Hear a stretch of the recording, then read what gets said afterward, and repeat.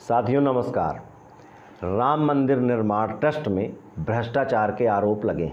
यह तब हो रहा है जब केंद्र से लेकर राज्य तक बीजेपी की सरकार है।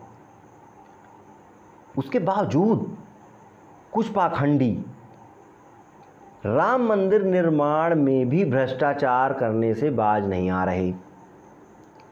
ट्रस्ट पर जमीन घोटाले के आरोप लगे।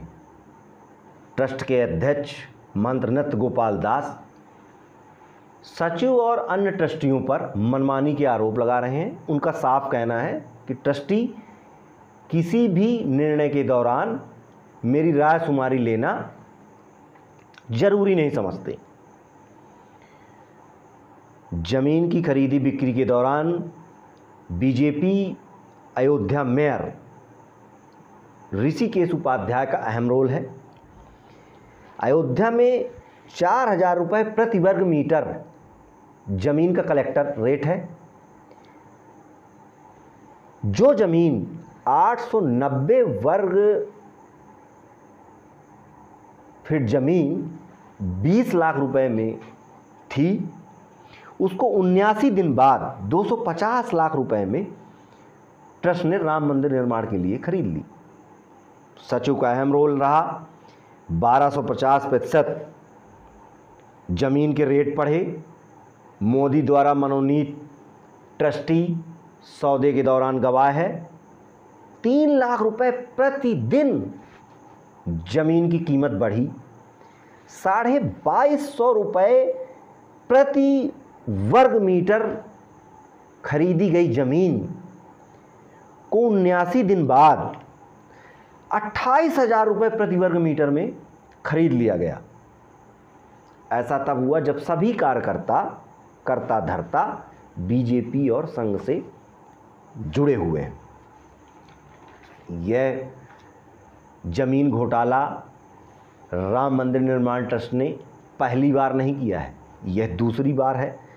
पहली बार एक ज़मीन का छोटा टुकड़ा 2 करोड़ का था, उसे 18.5 करोड़ में खरीदा गया था। चंपत राय पर तब भी आरोप लगे थे, जो सचिव हैं, और अध्यक्ष नृत्य गोपाल दास जो महंत हैं, उन्होंने सचिव पर मनमानी के आरोप लगाए थे।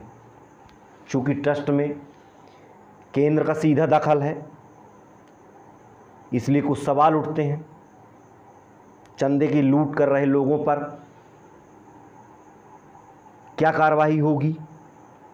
पीएम और सीएम बताएं कि जब अयोध्या में कलेक्टर रेट 4,000 रुपया है तो 28,000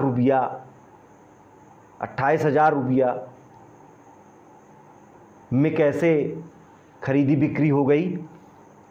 भाजपा नेता राम मंदिर निर्माण के लिए जुटाए गए चंदे पर बुरी नज़र क्यों रखे हुए हैं?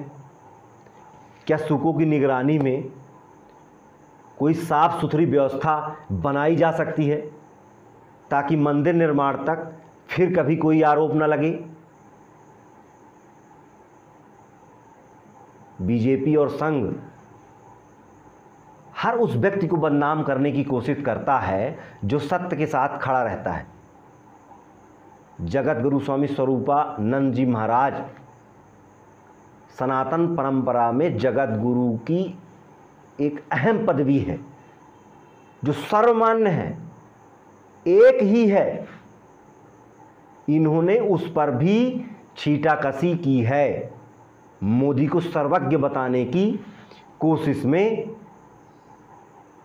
सत्ता की चाह में बीजेपी ने सनातन धर्म का जितना नुकसान किया है, शायद ही ऐसा कोई संगठन होगा जिसने इतनी क्षति सनातन धर्म को पहुंचाई होगी। मेरी सभी से गुजारिश है कि इन पाखंडियों की बातों में ना आए, अपनी अकल लगाएं। जय हिंद, जय भारत।